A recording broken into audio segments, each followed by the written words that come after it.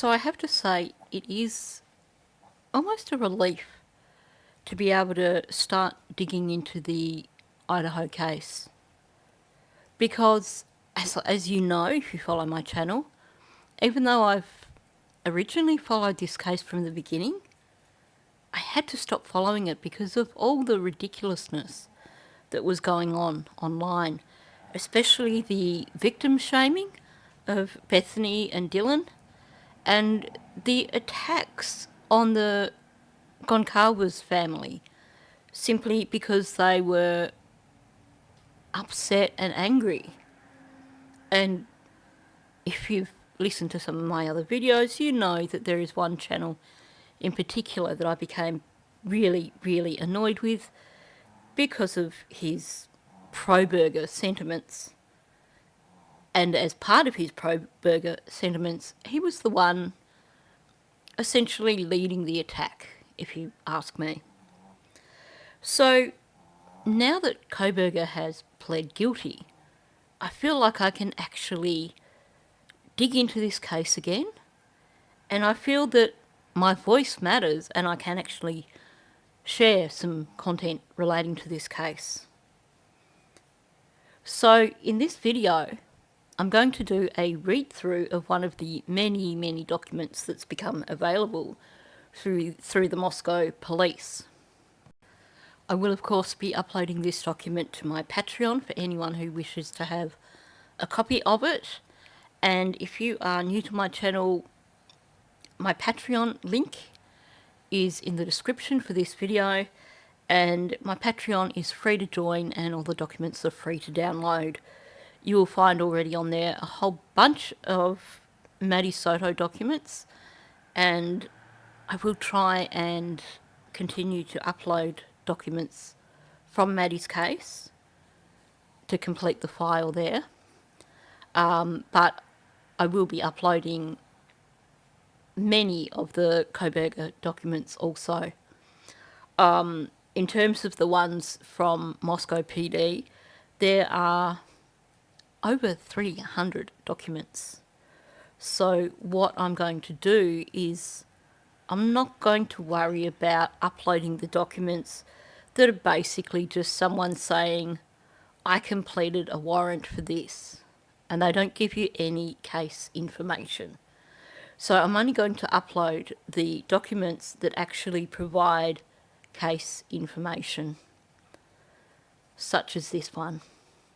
So with my Patreon, like I said, all you have to do, sign up. You only need an email address to sign up.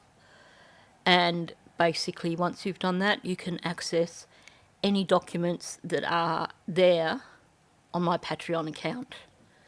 Now, I will say, for those of you who wish to support my channel financially, there are two tiers on my Patreon. There's a $1 tier and a $2 tier, which you can, if you like, subscribe to, which is just one way of giving my channel a little bit of additional support.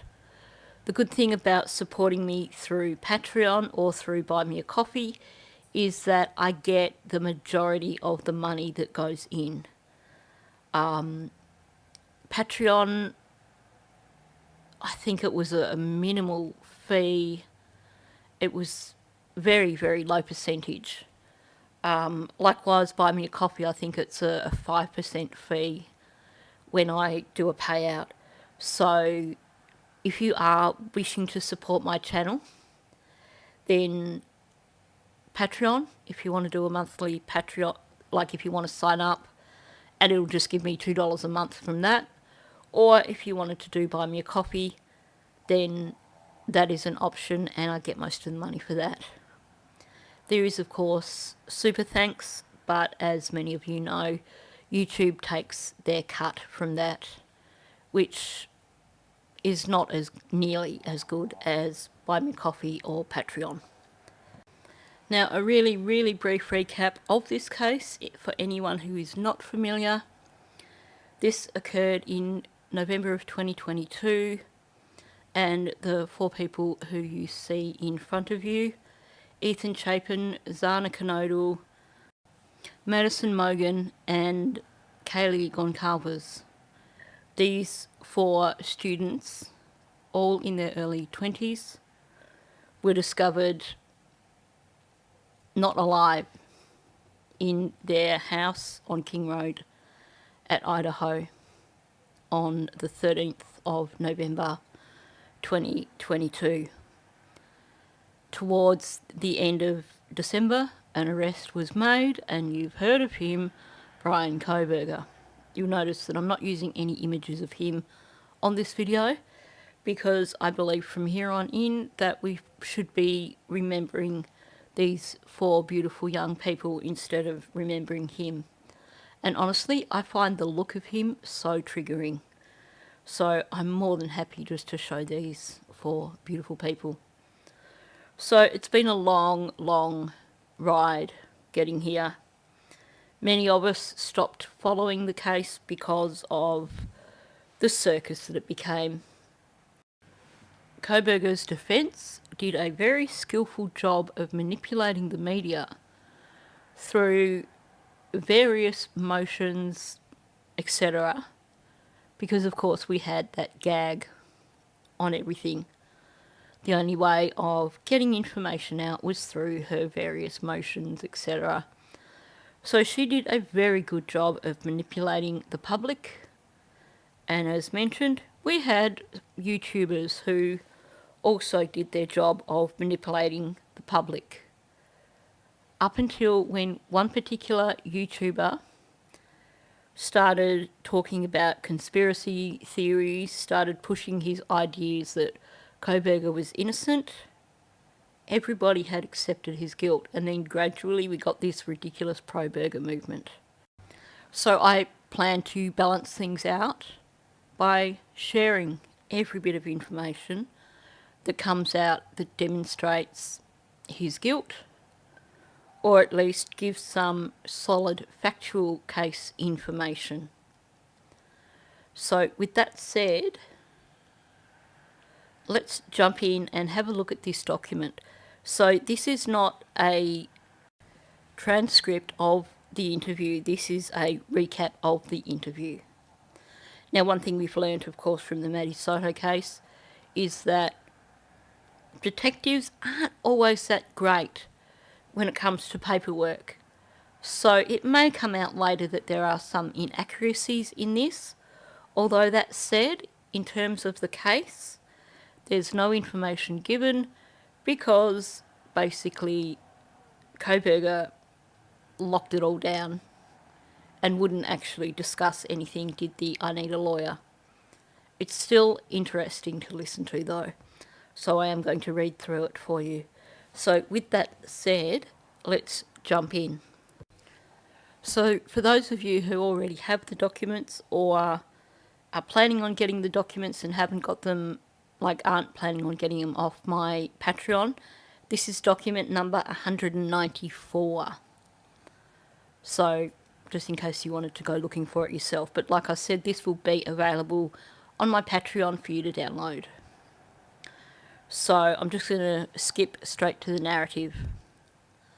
On December 29, 2022, ISP Detective Sergeant Gilbertson, FBI Special Agent Shirley and I arrived in Albrightsville, Philadelphia in preparation for the service of the arrest and search warrants for Kohberger and his family's residence at blank. After several coordination meetings, Detective Gilbertson, S.A. Shirley and I drove to the Pennsylvania State Police Barracks at Stroudsburg, Philadelphia to await the arrival of Kohberger after his arrest and to interview him upon his arrival. At approximately 0200 hours, as in 2 a.m, on December 30, 2022, Kohberger was brought to the PSP Stroudsburg Barracks and placed in an interview room. The interview was recorded on the built-in video system at the barracks as well as Detective Gilbertson's pocket recorder. Detective Gilbertson and I were the interviewers present. This is a summary of our interview with Kohberger and is not a verbatim transcript of the interview. A full interview transcription will be attached to this case file. Detective Gilbertson and I began by introducing ourselves and stating which agencies we represented. When I stated who I was, Koberger stated, "You do look familiar." Detective Gilbertson and I prepared our note-taking materials, and Detective Gilbertson read Koberger his Miranda rights advisement. Detective Gilbertson asked Koberger if he understood his rights, to which he replied he did. After collecting Koberger's personal information and inquiring about any medications, Detective Gilbertson and I began to speak to Koberger. Detective Gilbertson asked Koberger about the SWAT operation at the house, to which Koberger replied he was concerned about his parents and his dog. Him saying that he thought the detective looked familiar could have been one or two things. We know that he did apply for some position at the Moscow PD, but I also strongly suspect that he was probably following every bit of media connected to the case. Detective Gilbertson asked Koberger if he was going to Washington State University, to which he replied he was. We made small talk with Koberger about sports for some time. Koberger stated he didn't follow WSU football much, but was a baseball fan. Detective Gilbertson asked Koberger if he had only been at WSU for one semester. Koberger confirmed this and said he came to WSU with his father on July 1st. Koberger then went on to say he was a first-year PhD student in criminal justice and criminology. Detective Gilbertson asked Koberger what the process was to apply for a PhD. Koberger stated he applied to two places, UC Irvine and WSU. Koberger said he was going to graduate with his Masters in Criminal Justice from DeSales, and he was inspired. Koberger then asked if it was okay to engage in small talk like we were, to which we replied it was. After briefly mentioning he was strengthened by the fact his mother and father were okay, Koberger said he applied to the two aforementioned schools because they did not require the GRE exam.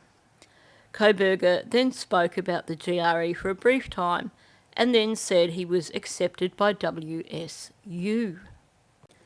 For those of you who followed the Kylie Rodney case, can I just point out that had he gone to UC Irvine, he would have been starting there at the same time as Sammy Smith. Detective Gilbertson then asked Koberger what led him down the road of becoming a professor. Koberger stated it was because he loved being in college and stated knowledge was far more important to him than money. Well, good thing that, dude, because guess what? You're not going to be rich now. Koberger added WSU had a good program to study under and then said, "You guys know all about this, more than likely." Koberger then asked questions about University of Idaho and other Idaho universities before stating he didn't know much about Idaho or Washington and had not left the tri-state area much. Koberger then returned to speaking about his focus on learning and how he thought he could obtain his doctorate degree. Koberger then said he recently returned home to see his family. It sounds like he was playing them, and he was also making sure that they understood that, in his opinion, he was much smarter than they were. Detective Gilbertson then asked Koberger about his time at DeSales University. Koberger spoke for some time about his time at Northampton Community College and DeSales. Koberger then spoke about how he became interested in criminal justice and stated he thought about being a police officer but did not want to make that commitment unless he was absolutely sure. Didn't want to mention that he got rejected from whatever it was that he applied to do with Moscow PD. Koberger then continued to speak about his education and universities. Koberger also spoke more about the process to get into a PhD program and how competitive it can be. Aside from the fact that he probably enjoys talking about himself, you can tell here that what he is trying to establish is the fact that he does have social currency. Now I'm talking about that more in psychological terms rather than in marketing terms, as in he has a position, according to him, in society because he is a student.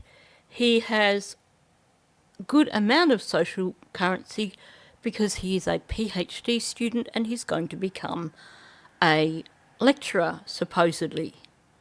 So he's trying to make sure that they understand that he has already made his position in society. So he's not a criminal. So this is all very manipulative conversation, as well as somewhat narcissistic, because it sounds like he is quite proud of his accomplishments. Detective Gilbertson then asked Kohberger about his move to Washington. Kohberger said he drove across country and wanted the challenge of driving cross country and experiencing it with his father. Kohberger then said he took a different route back home with his father for Christmas break to avoid snow.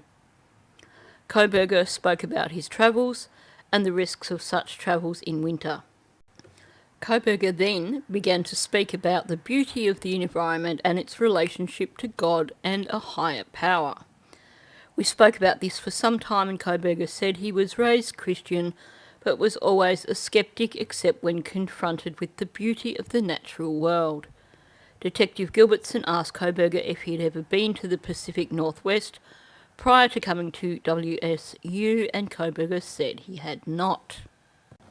Note that Kohberger offered up the fact that he had taken a different route back to avoid the snow.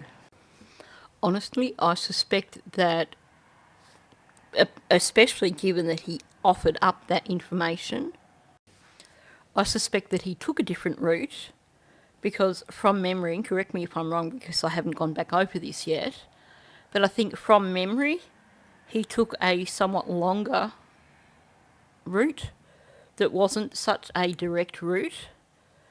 So I suspect that he was already feeling a little bit nervous heading back to Philadelphia.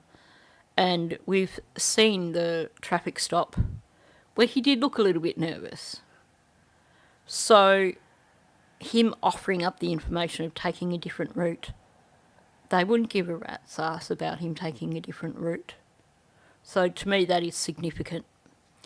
Also him bringing up the beauty of God and him being raised a Christian and being a little bit skeptic until of course he saw the beauty of it all.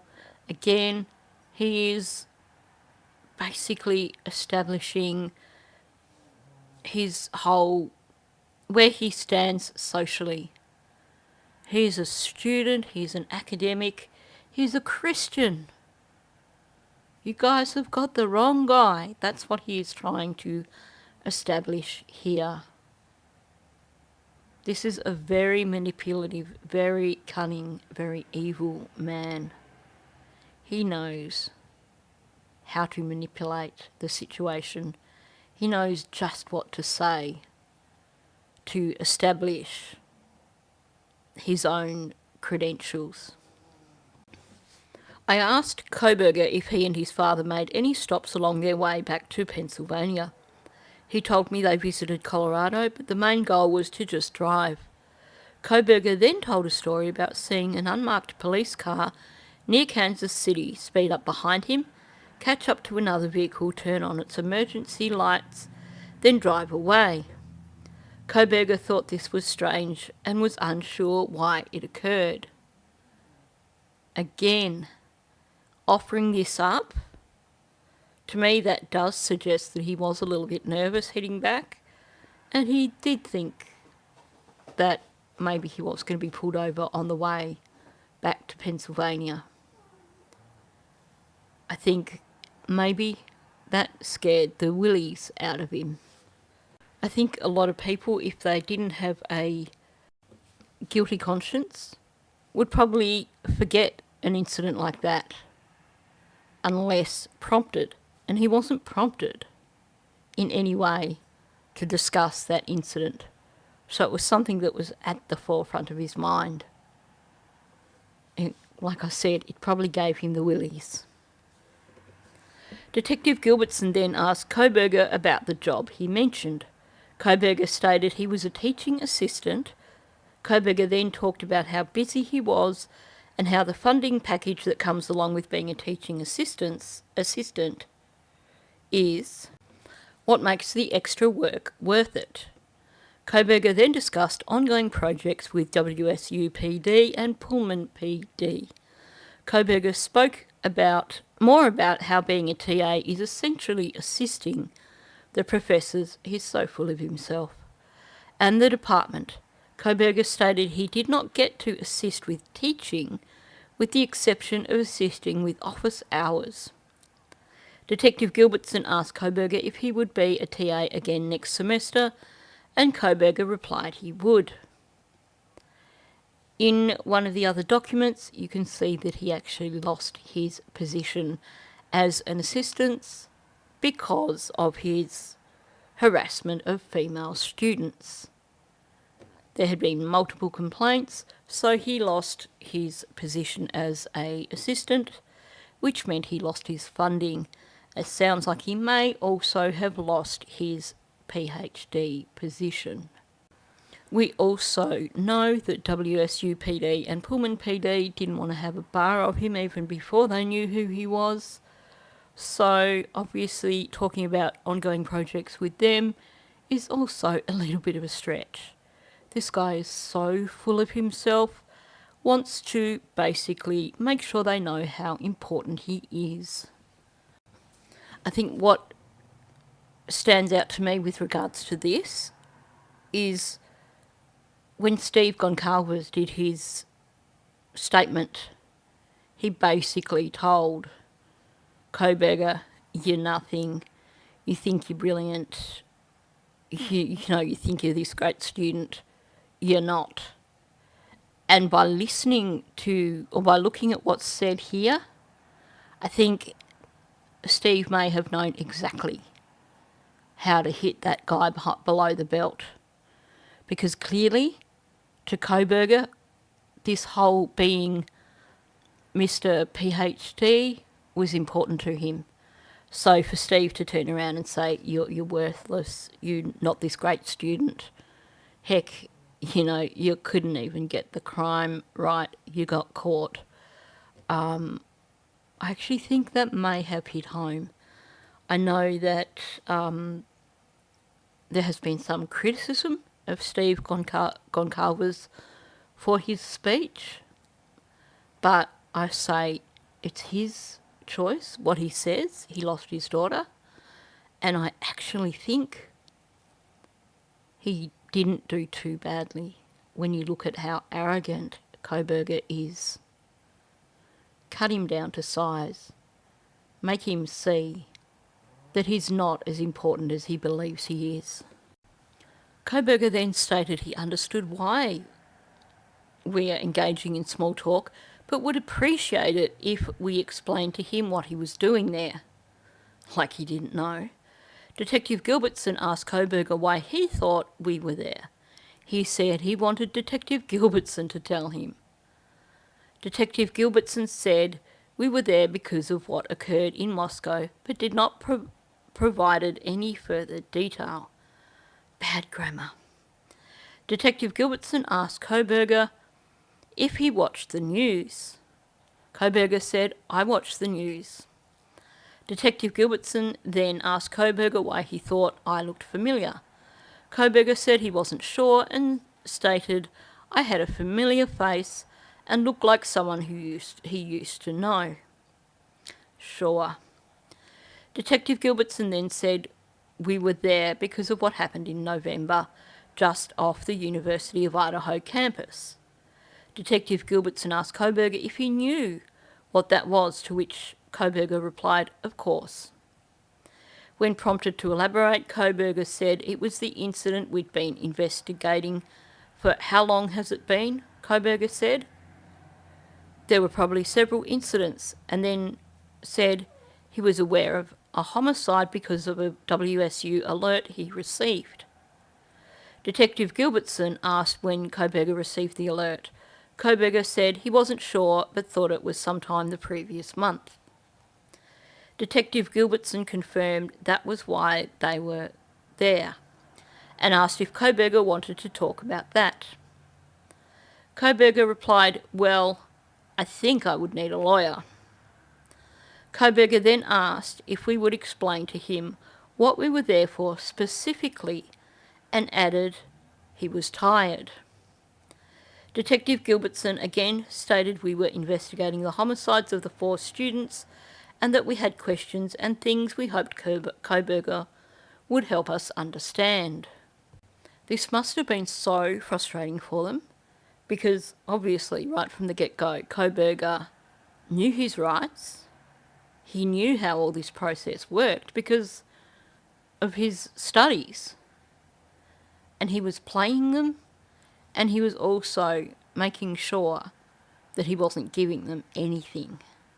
Even without hearing the audio for this, I get a real sense of arrogance from him. Koberger sat back and said he had the utmost respect for law enforcement, but stated it was a constitutional right to speak to an attorney. Detective Gilbertson affirmed this. Koberger then re-engaged and said the only thing he heard of from Moscow was an alert that came to his phone. Koberger then said he wanted to talk to an attorney. Detective Gilbertson said we would stop now because Koberger wanted to speak to an attorney. Koberger then asked where his parents were and where his dog was.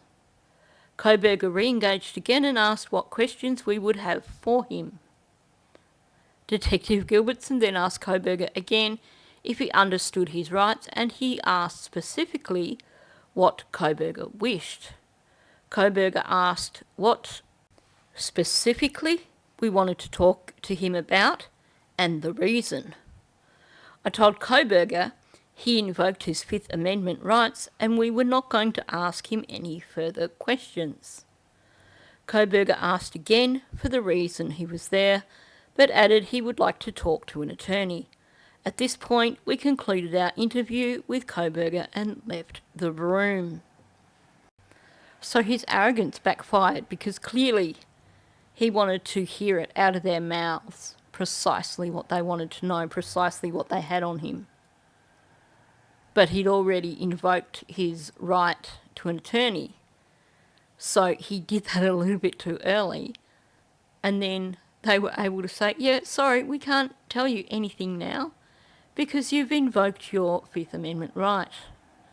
So that well and truly backfired on him. So like I said, there's not any significant information that comes from this, but it does give us a sense of what Koberger was like right from the get-go.